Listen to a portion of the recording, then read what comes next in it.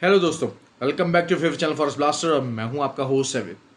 Perfect day, perfect entries and perfect video और perfect result. I am sure कि जिन लोगों ने मेरी वीडियो को फॉलो किया परफेक्ट तरीके से, हर एंट्री जो जो बताई गई थी, जिस तरह बताई गई थी, एवरीबडी इज़ इन प्रॉफिट। और दूसरी बात यही है कि मैं आपको ये बार बार हमेशा बात करता हूँ कि 20-20 पिप्स के TP1 मेरे नहीं होते। हमेशा मैं आपको एक बात करता हूँ कि इंट्रा डे के अंदर 100 पिप्स की बहुत वैल्यू होती है। तो 100 पिप्स से कम करेंसी पेज में 70 पिप्स भी आप कह लीजिए, लेकिन उसके अलावा अगर आप 100 पिप्स से कम TP1 रख रहे हैं तो this is just a gimmickry which you are giving. ठीक हो गया। मार्केट के अंदर बेताशा लोग हैं। ये 20 पिप्स 30 पिप्स के बाद और जो हैं, और उसके बाद TP1 के नारे और बूम और ये सारा कुछ, ये ग्रुप्स, फ्री व्हाट्सएप ग्रुप्स, सीधे मीने जितने भी हैं, ये चीज़ें करते हैं। ये चीज़ें आप लोग फेस करते आए हैं। आपके पेड सिग्नल्स ग्रुप, ये सब कुछ वहाँ पर वही है। तो this is all a scam. मैं बार बार हमेशा बात करता हूँ, SL हिट हो जाना, मार्केट के अंदर ट्रेड एंटी चला जाना, कोई ऐसा मसला नहीं है। लेकिन ये जो मार्केट की और इंट्राडे ट्रेडिंग की जो बेसिक एंटिटी है, उसके अगेंस्ट ट्रेड लगवाते हैं। ये 20 पिप्स 30 पिप्स का TP1, ये चीज़ें, इन चीज़ों को अवॉइड कीजिए। बार बार मैं आपको हमेशा यही बात कहता हूँ। फ्री व्हाट्सएप ग्रुप है हमारा। Free WhatsApp group totally free, हर कोई ज्वाइन कर सकता है। खाली सिग्नल बेस्ड ग्रुप नहीं है, लर्निंग बेस्ड ग्रुप है। It is always about learning. अच्छा, लोग मुझे अक्सर जो है ना, वो ये नीचे जो है वो कमेंट करते हैं कि यार आप तो जो है ना वो वीडियो के अंदर अपना जो कि रेगुलर वो व्यूअर्स हैं, सारा कुछ हैं, वो कहते हैं सर आप जो है वो ज़्यादा ही जो है उस चीज़ को प्रमोट करते हैं, हर चीज़ करते हैं अपने फ्री व्हाट्सएप ग्रुप को। तो भाई, लोगों का अगर भला हो रहा है तो आपको क्या तकलीफ़ है? आप उस ग्रुप के अंदर नहीं आना चाहते, ना आइए, बेशक ना आइए।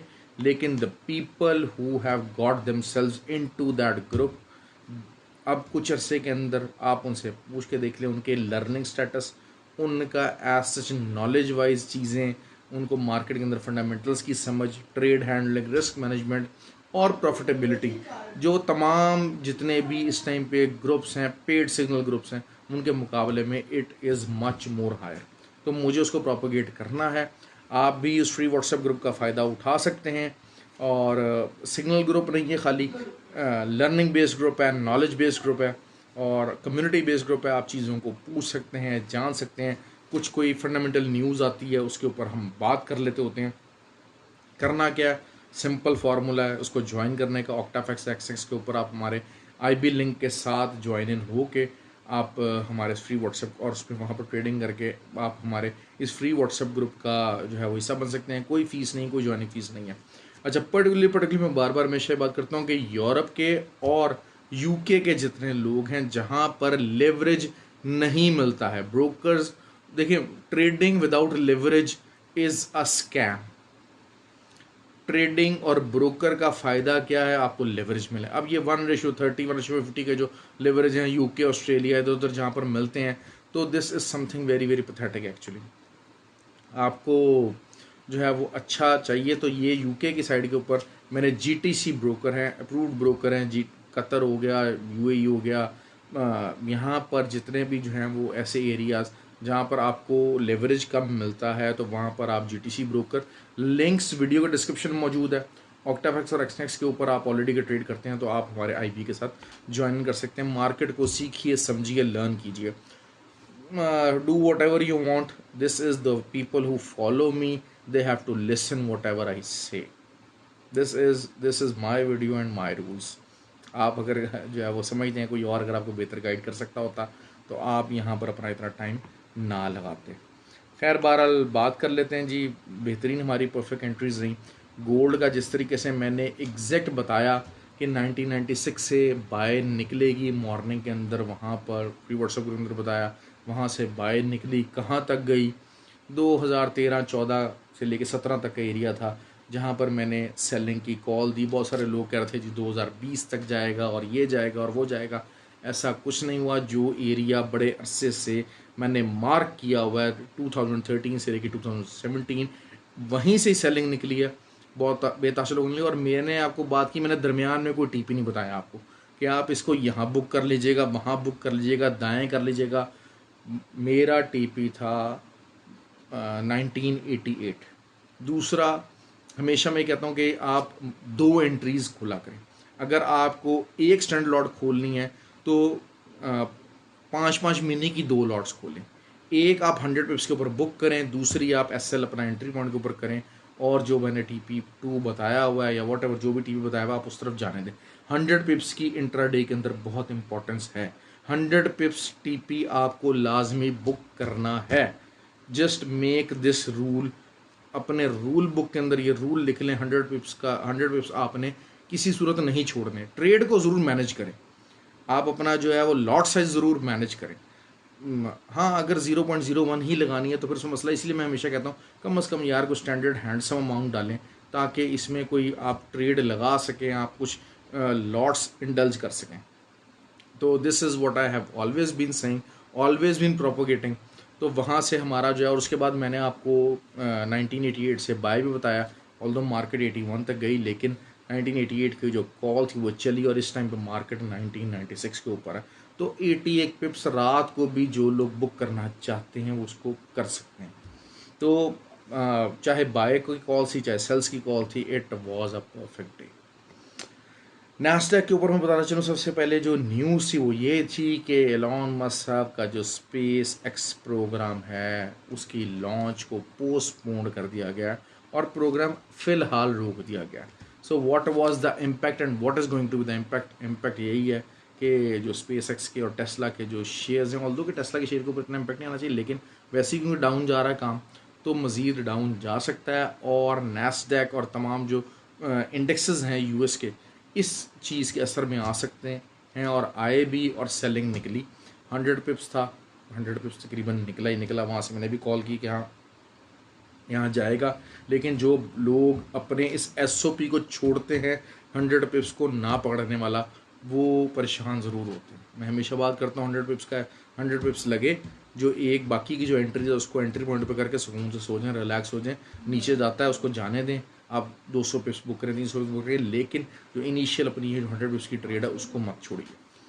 अच्छा, ऑयल जो था, ऑयल के ऊपर भी परफेक्ट एंट्री रही। ऑयल का मैंने आपको क्लियर कहा कि 82 से नीचे कोई भी 4 आवर कैंडल्स जो हैं वो ओपन क्लोज होंगी तो आप उसमें ट्रेड लीजिएगा। 82.3 से नीचे जैसे ही मार्केट नीचे आई तो मार्केट कहाँ तक गई? 80.60। अच्छा खासा 140 पिप्स क्लियर, 240 पिप्स अच्छा खासा प्रॉफिट होता भाई, अच्छा खासा प्रॉफिट होता है। अगर किसी ने लिया हो तो आज का दिन पैसा बनाने का था, जिसने नहीं बनाया उसकी मर्ज़ी है। दूसरी बात, मैं एक्सएनजी का बार बार से बात कर रहा हूँ। एक्सएनजी का मैंने अपनी वीकली वीडियो में भी 2.45 का लेवल बताया था, 2.43 आ गया। थोड़ा बहुत मार्केट रिट्रेस कर सकती है कल के दिन, और उसके बाद ये दोबारा जो अपना 2.75 का जो ट्रैवलिंग है वो जारी रखेगी। देखें, ये बेसिकली ये जो है, ये मैंने आपको एक वीडियो मैंने आपको बताई थी जिसमें मैंने आपको कहा था, एक होता है ऑयल और इसमें demand and supply based price action, और एक होता है जो है वो मनी वाइज प्राइस एक्शन। तो जब एक चीज़ ये होती है कि इसमें डिमांड इंक्रीज़ नहीं हुई है, लेकिन असल चीज़ ये है कि उन लेवल्स के ऊपर मार्केट है कि जहाँ पर बाइंग के अलावा और कोई ऑप्शन नहीं है। जो लोग यहाँ पर सेलिंग का बता रहे हैं वो सेलिंग में प्रॉफिट भी निकाल लेंगे, but this is technically wrong. मैं बार बार आपको बात कर रहा हूँ कि आप इस चीज़ को समझा करें। मैंने पिछली वीकली वीडियो के अंदर मैंने बड़ी डिटेल से समझाया था कि कुछ एरियाज़ होते हैं जहाँ पर सेलिंग टेक्निकली रॉन्ग होती है, बाइंग टेक्निकली रॉन्ग होती है। तो एक्सएनजी के ये जो लेवल्स हैं यहाँ पर सेलिंग टेक्निकली रॉन्ग है। You may make a profit out of it, लेकिन ये ऐसी बात नहीं है। तो इन चीज़ों को समझा करें। देखें, मेरे लिए बड़ा आसान है, मैं अपना यहाँ चार्ट खोल लूँगा और चीज़ों को जो है वो इंडिकेटर्स बताता रहूँगा। सारे ट्रेलिंग इंडिकेटर्स हैं, ये ऐसे होगा, ये वैसे होगा, मैं आपको पकाऊँगा। It is something very very easy. बेतहाशा चैनल्स के ऊपर आपको ऐसी वीडियोस मिल जाएंगी, लेकिन मैं आपकी ट्रेडिंग को बहुत सिंपल करने की कोशिश करता हूँ। एक जो नया बंदा है, एक लेमैन है, वो भी मार्केट को समझ के ट्रेड कर सकता है कि हाँ मार्केट की जगह क्या है और उसका रीज़न क्या है। there has always be you can be wrong anytime, you can be wrong anytime. That is something which relies with this market obviously, क्योंकि फंडामेंटल न्यूज़ है, सब कुछ है, दे आर मल्टीपल फैक्टर्स। दुनिया इस टाइम पे न्यूज़ का गढ़ है, और वो जिसे कहते हैं ना कि आगे पीछे चीज़ें होती हैं, कॉन्टीन्यूसली होती हैं। तो ये चीज़ें अब खैर बात कर लेते हैं बाकी करेंसी पेयर जो थे उनका भी, जैसे जैसे मैंने सेलिंग बताई थी वैसे वैसे आई है। अब कल की बात कर लेते हैं, कल क्या हो सकता है। तो ऑयल 82.3 के पास अगर मिलता है, थोड़ा बहुत रिबाउंड पॉसिबल है, 81.7 81.8 तक आता है। 82.3 के पास मिलता है, छोटा ऊपर एसएल दे के फॉर्मेशन बनती सेलिंग की, आप लाजमी सेलिंग कीजिए। टारगेट हमारा वही है 78.3। ठीक हो गया। ये चीज़ बड़ी क्लियर हो गई है। दूसरी बात जो है वो नैस्डैक की बात कर लेते हैं। नैस्डैक बहुत ज़्यादा टाइट रेंज के अंदर आ गया, बहुत टाइट रेंज के अंदर है। It is giving a bullish vibes, बहुत ज़्यादा बुलिश वाइब्स दे रहा है, लेकिन नहीं, आई एम टेलिंग यू दैट अब वही चीज़ है, 13,220 से ऊपर कोई इंट्राडे क्लोजिंग होगी तब बात देखेंगे, वरना अदरवाइज़ ये सारा सेलिंग एरिया, हाँ ज़्यादा से ज़्यादा एक ऊपर विक मार सकता है, और that week can give you an excellent selling opportunity. क्योंकि मार्केट वही चीज़ है कि अब ये कहते हैं ना कि ऊपर की तरफ विक जाएगा, सेलर इन्वॉल्व होगा, सेलर मार्केट को नीचे लेकर आएगा, और नीचे के जो एरियाज़ हैं जो कि एक सपोर्ट बनी हुई है उसको भी मार्केट तोड़ने की पोजीशन में आ जाएगी। क्यों? क्योंकि मार्केट जो है वो रिटेलर्स जो है, बड़ा प्लेयर जो इस लेवल के ऊपर इन्वॉल्व नहीं हो रहा, बड़ा क्योंकि वॉल्यूम नहीं लग रहा है, बड़ा जो इन्वेस्टर है वो इस एरियाज़ को बेसिकली साइड लाइन के ऊपर बैठ कर देख रहा है कि हाँ मार्केट यहाँ कहाँ से आती है। 13,220 के ऊपर अगर कोई मार्केट वगैरह ओपन एंड क्लोज होगा, सारा कुछ होगा मामला, तो फिर शायद बाइंग के नई कॉल्स चल सकती हैं, उसको बुलिश मोमेंटम के तौर पे देखा जा सकता है। But still I am telling you that कि there is a high probability कि आप इसको नीचे जा सकते हैं। टेक्निकली और सारा कुछ जो है वो आवाम को बहरहाल बाइंग साइड पे काफ़ी ज़्यादा बिठाने की कोशिश ज़रूर है, इसमें ऐसी कोई बात इसमें नहीं है। ऑयल का मैंने आपको बता दिया है। करेंसी पेयर्स वही चीज़ है कि थोड़ा बहुत रिट्रेस हो के आपको सेलिंग देंगे। यूरो के और जीबीपी के जो कल लेवल्स बताए हुए थे वैसे ही चलेगा मामला। जेपीवाई का 134.5 का एरिया है, मैंने लेकिन ग्रुप के अंदर मना किया कि अभी इसको सेल नहीं करना, अभी कोई प्रॉपर सेलिंग कंफर्मेशन नहीं बनी है। बेसिकली हाँ ये ज़रूर हो सकता है कि अब देखें, अब DXY जो है वो अपने एक फिबोनाची एरिया को हिट किया, तो उसकी वजह से थोड़ी बहुत रेजिस्टेंस आ सकती है। आप उसको गोल्डन पॉकेट भी कहते हैं, गोल्डन रेशियो को भी कहते हैं, वहाँ पर हिट किया तो जिसकी वजह से ये थोड़ा सा DXY कूल ऑफ हो सकता है, लेकिन it still have the legs to go up. क्यों? क्योंकि ऑब्वियसली थोड़ा सा एग्रेसिव नेचर है, और मई में जो है वो रेट ऑफ इंटरेस्ट भी इंक्रीज़ होने की बात हो रही है। फिर जो रेट ऑफ इंटरेस्ट डिक्रीज़ का इशू है, देखें अब वही बात है, हम फेज़ से निकल के आ गए हैं। रेट ऑफ इंटरेस्ट के चेंज जो है वो मई के अंदर ये डन एंड डस्टेड हो जाएगा। अब बात हो गई recession. In rate of interest increase होने से रिसेशन आ रहा है, रिसेशन आएगा तो DXY डाउन होना शुरू हो जाएगा। अगर रिसेशन नहीं आएगा तो DXY will remain on the higher side और वो खड़ा रहेगा। लेकिन वही बात है कि रिसेशन अगर पॉजिटिव आ जाएगा तो गोल्ड की प्राइस और DXY की प्राइस दोनों तो ऊपर जाएंगी। फिर ईयर एंड के ऊपर बात होगी कि भाई रेट ऑफ इंटरेस्ट कब डिक्रीज़ हो रहा है। The moment rate of interest decrease होगा तो ऑयल बुलिश होगा, वरना अदरवाइज ऑयल बेरिश हो, गोल्ड बेरिश होगा। और रेट ऑफ इंटरेस्ट जब डिक्रीज होगा तब ऑयल जो गोल्ड है वो बुलिश होगा। तो ये चीज़ें जो है ना, इस तरीके से पूरा साल मार्केट चलेगी। बार एक लॉन्गर पिक्चर आपको मैंने दे दी। बातें होती हैं तो बातों से बात निकल जाती है, लेकिन जो लोग समझदार होते हैं, जो विलिंग होते हैं चीज़ों को समझने के लिए, और वो उन चीज़ों को नोट भी करते हैं, लिखते भी हैं और अपने पास रखते भी हैं। क्यों? क्योंकि अगर इस फील्ड के अंदर रहना है तो साला साल रहना है। कामयाब बंदे वही हैं जो थोड़ा थोड़ा प्रॉफिट बनाते हैं और कंसिस्टेंटली बनाते हैं। एक दफ़ा का चेक लग गया, अकाउंट आपका डबल से ट्रिपल हो गया, 4 गुना हो गया, this is not the strategy. हाँ, स्कैल्पिंग भी एक स्ट्रैटेजी आपके, मैंने करना ही स्कैल्पिंग है। मैंने अपनी पोर्टफोलियो उसको 5 हिस्सों में डिवाइड किया हुआ है। एक हिस्सा डाला स्कैल्पिंग कर रहे हैं, 0 हो गया। दूसरा हिस्सा डाला स्कैल्पिंग कर रहे हैं, 0 हो गया। और वही बात है कि 1:5 का मैंने प्रॉफिट रखा हुआ है। 5 हिस्सों में एक दफ़ा मेरा जो है वो स्कैल्पिंग लगेगा तो 5 टाइम से प्रॉफिट में आ जाऊँगा, दोबारा से मैं फिर उसको 5 हिस्सों में डिवाइड करूँगा और फिर जो है वो इस तरीके से चलूँगा। तो थोड़ा सा गैम्बलिंग वाला अंदाज़ होता है, लेकिन उसके अंदर भी अपने आप को ऑर्गेनाइज़ करना होता है, चीज़ों को देखना होता है, उसके भी इंडिकेटर्स होते हैं कुछ ना कुछ। मैंने अपने ग्रुप के अंदर तो बताया हुआ 9 मूविंग एवरेज का सिंपल इंडिकेटर कि उसको कैसे आपने मैनेज करना है। गोल्ड की बात कर लेते हैं। Gold can retest up to the level of 2003 और 2007 एक दोबारा से अच्छी रेजिस्टेंस बन सकती है और इसके ऊपर का आप एसएल दे के दोबारा सेलिंग कर सकते हैं। ट्यूसडे को नहीं तो वेडनेसडे को there is a high probability कि मार्केट अगर जो है वो 1980 को ब्रेक करेगी, 1980 को ब्रेक करेगी तो लॉन्गर टर्म टारगेट जो है वो मेरे पास जो निकल के आ रहा है वो निकल के आ रहा है 1954 और वीकली के और शायद वीकली के ऊपर 9 मूविंग एवरेज की इधर सपोर्ट भी मौजूद है। अच्छा, मूविंग एवरेज की बहुत तगड़ी सपोर्ट मैं कंसिडर करता हूँ हमेशा से। मैं इस सपोर्ट को कभी भी इग्नोर नहीं करता। यहाँ पर हिट होने के बाद सपोर्ट लाजमी उठती ही उठती है, चाहे जो मर्जी है। मार्केट अच्छा खासा पंप देती है और वीकली के ऊपर तो it is going to do wonders, I am telling you that.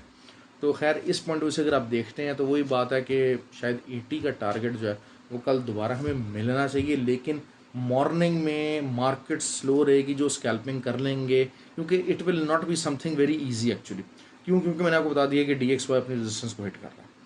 तो DXY के लिए जो है वो विदाउट एनी न्यूज़ या विदाउट एनी प्रॉपर मोमेंटम ये जो गोल्डन रेशियो है इसको तोड़ना भी पॉसिबल नहीं है। आई am telling you that again and again कि ये चीज़ों को समझें कि क्या हो रहा है मार्केट के अंदर, क्या चीज़ चल रही है। तो लेकिन अब यही है कि रिटेलर्स जो हैं वो भी धड़ाधड़ बाय में बैठ रहे हैं, विच इज़ डेडली डेंजरस।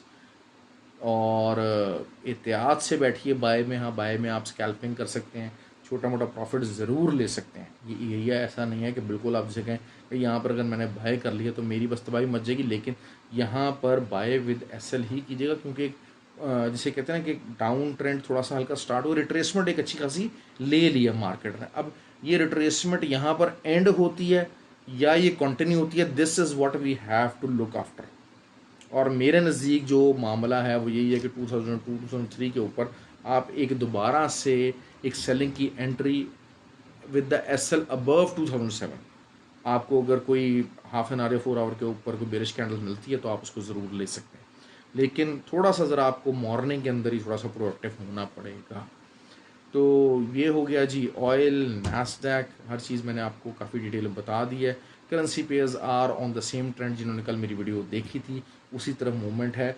हाँ, GBP JPY इसको कवर करूँगा मैं, लेकिन 1-2 दिन बाद, because I am expecting a big move in the GBP JPY soon enough, क्योंकि अभी कंसोलिडेशन फेज़ के अंदर है, कंसोलिडेट कर रहा है, साइडवेज मूवमेंट ही है, बहुत ज़्यादा एग्रेसिव मूवमेंट अभी नहीं है, लेकिन इट हैज़ अ टेंडेंसी कि यहाँ से मूवमेंट दिखा सकता है।